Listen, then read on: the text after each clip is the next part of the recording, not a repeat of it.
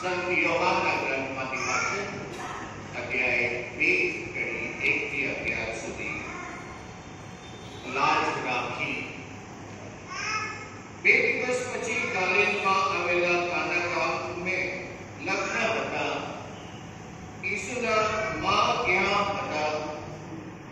ઈસુને અને તેમના શિષ્યોને પણ લગ્નમાં નોતર્યા હતા. ત્યાં દ્રાક્ષરસ ફૂટી ગયો. એટલે ઈસુના માએ ઈસુને કહ્યું, એ લોકો પાસે હવે દ્રાક્ષરસ નથી. ત્યારે ઈસુએ તેમને કહ્યું, ભાઈ, તારે મારે શું? હજી મારો સમય પાક્યો નથી. તેમના માએ નોકરોને કહ્યું, એ એમ કરજો. હવે યહૂદીઓની રીત પ્રમાણે દેશ શુદ્ધિ માટે પાણી ભરવાની વખતે 3 માઇલ પાણી માઈ જાય એવી પથ્થરની 6 કોઠીઓ ત્યાં પડેલી હતી. ઈસુએ નોકરોને કહ્યું, આ કોઠીઓ પાણીથી ભરી કાઢો. એટલે તેમણે છલોછલ ભરી કાઢી. ઈસુએ તેમને કહ્યું, હવે એમાંથી થોડું કાઢીને ભોજનના વ્યવસ્થાપક પાસે લઈ જાઓ. એટલે તેઓ લઈ ગયા. વ્યવસ્થાપકે હવે દ્રાક્ષરસ બની ગયેલું પાણી ચાખી જોયું. જોકે જે નોકરો એ પાણી કાઢી લાવ્યા હતા, તેઓ જાણતા હતા કે એ ક્યાંથી આવ્યું છે, પણ વ્યવસ્થાપકને એની ખબર નહોતી. એટલે વ્યવસ્થાપકે વરરાજાને બોલાવીને કહ્યું, સૌ કોઈ સારો દ્રાક્ષરસ પેલો પીરસે છે અને બધા ધરાઈને પીવે, ત્યાર પછી હલકો દ્રાક્ષરસ કાઢે છે. પણ તે તો અત્યાર સુધી સારો દ્રાક્ષરસ રાખી મૂક્યો છે. ઈસુએ આ પેલો પક્ષો ગાલિલમાં આવેલા કાના ગામે કરી બતાવીને પોતાનો મહિમા પ્રગટ કર્યો અને એમના શિષ્યોને એમના ઉપર શ્રદ્ધા બેઠી.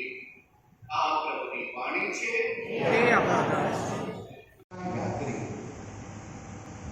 હજી યાત્રા ચાલે છે.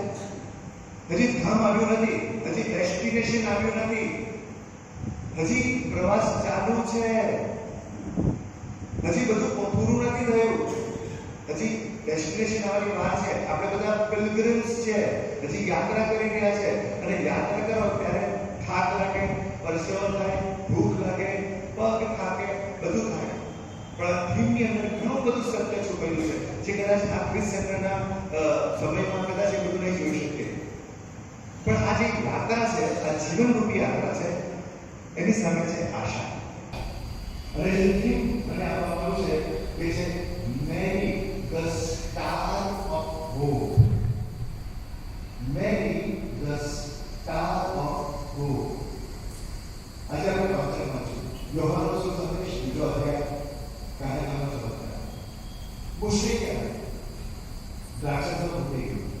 ખાલી દ્રાક્ષરસ ફૂટી ગયો વાત નથી, પ્રેમ ફૂટી ગયો, પૈસા ફૂટી ગયા, એવું બની ગયું, તંદુરસ્તી ફૂટી ગઈ, માંદગી આવી ગઈ, પ્રેમ ફૂટી ગયો, ઝઘડા થઈ ગયા.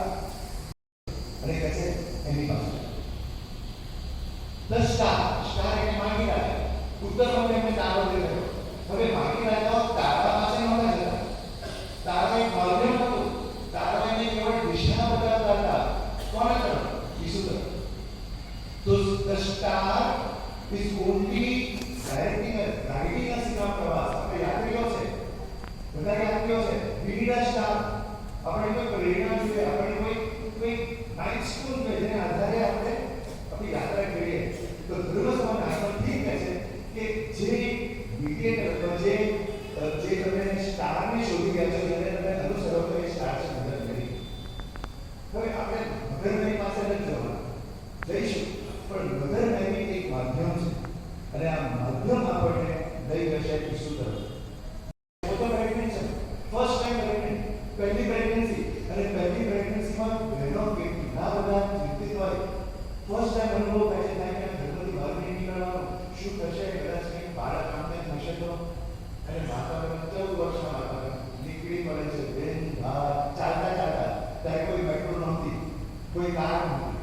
પીળી પડે છે અને એલિઝાબેથની સેવા કરવાની પીળી પડે છે.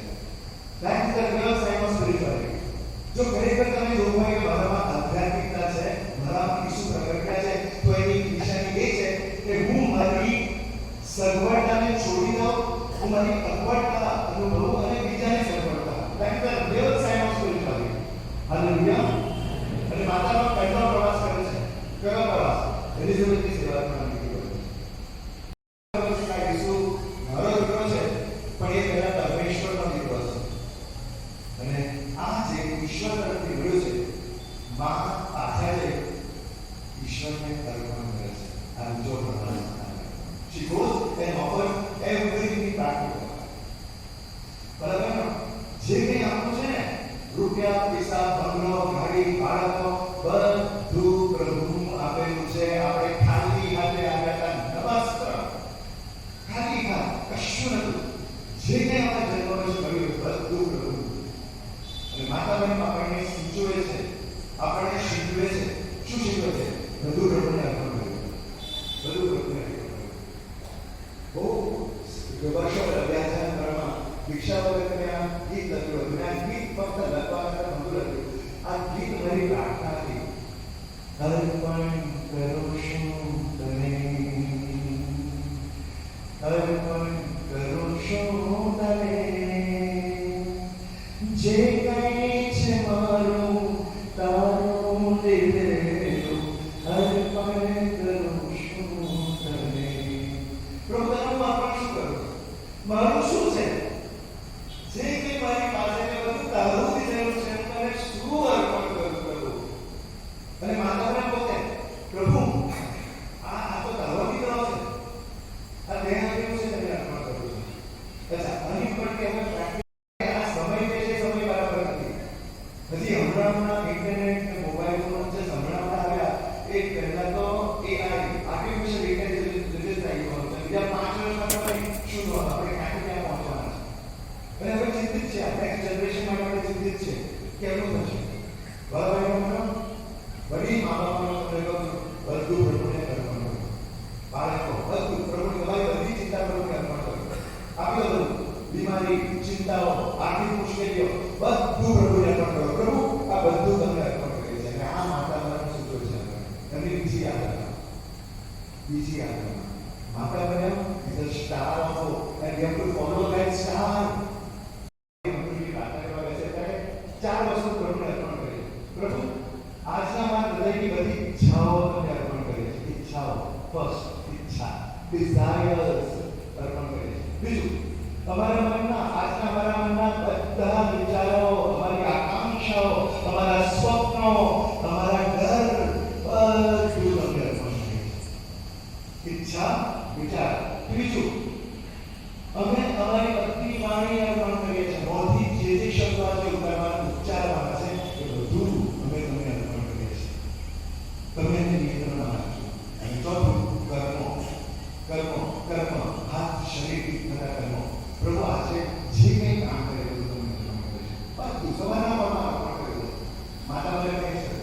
અને જે વસ્તુ પ્રભુને અર્પણ થાય છે તે પ્રસાદ બની જાય છે.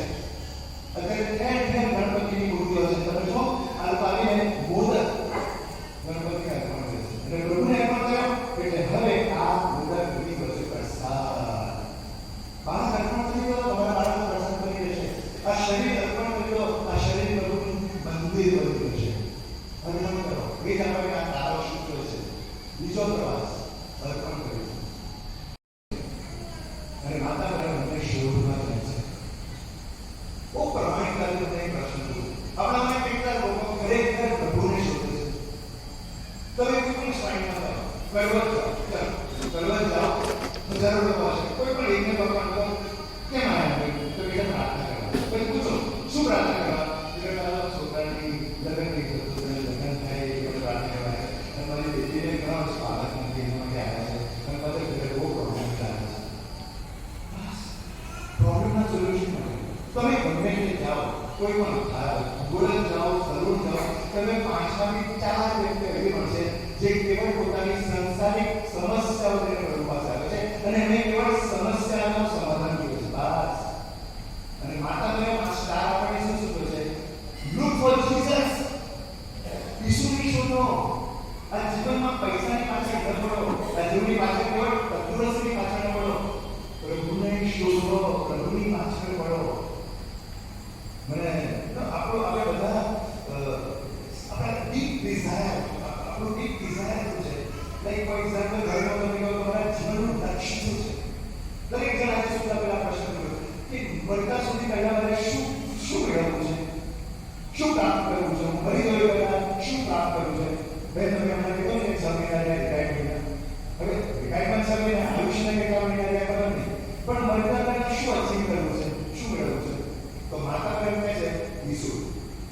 Nothing less than Jesus. Jesus. મારે શું જોઈએ?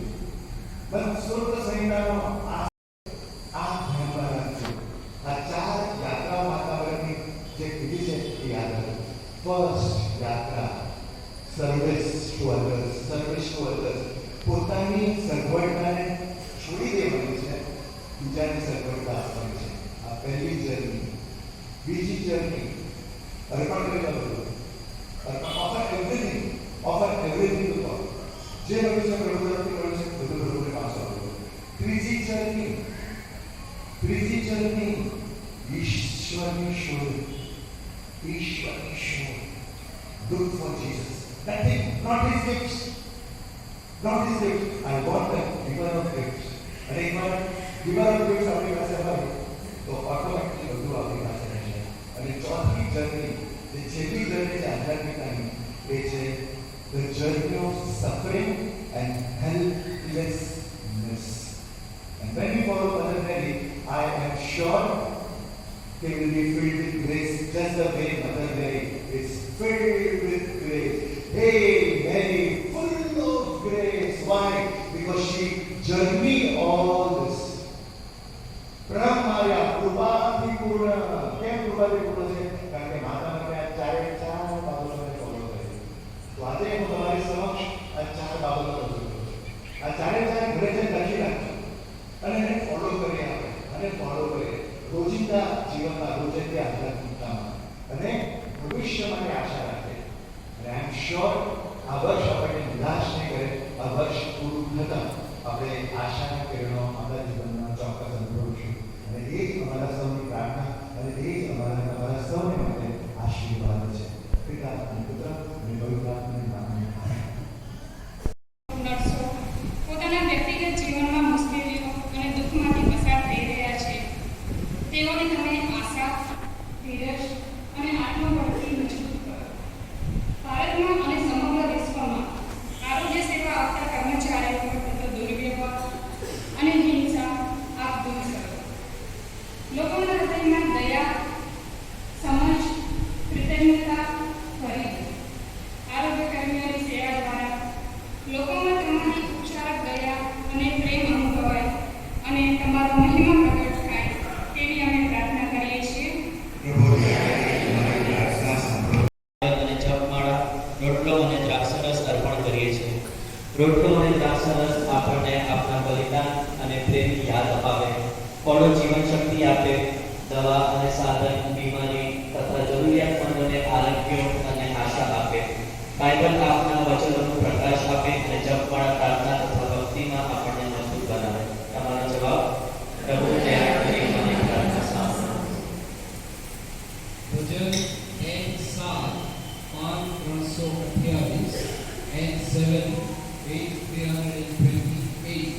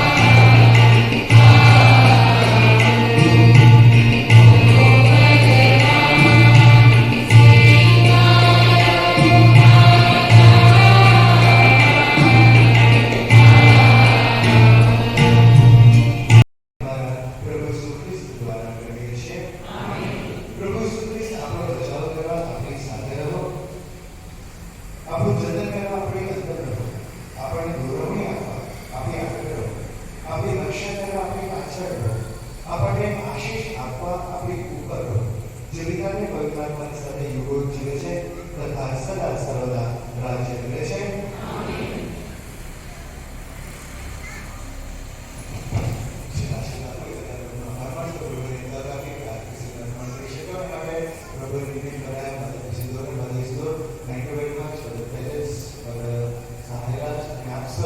ખૂબ પ્રેમપૂર્વક અને સાંભળેલું વીસી આપી ગઈ પ્રભુ અને માતા મરિયમના આશીર્વાદને સર્વ મળતા એડવાન્સમાં તમને બધાને આપી દઈશ. પ્રભુ તમારા તરફમાં હશો. સરસ વરદ પરમેશ્વર પિતા અને પુત્ર અને પવિત્ર આત્માનો આશીર્વાદ આપણા સૌની પર ઉતરો. ઈશ્વરનો આદેશ છે માતા મરિયમની દ્વારા શાંતિથી કરીએ.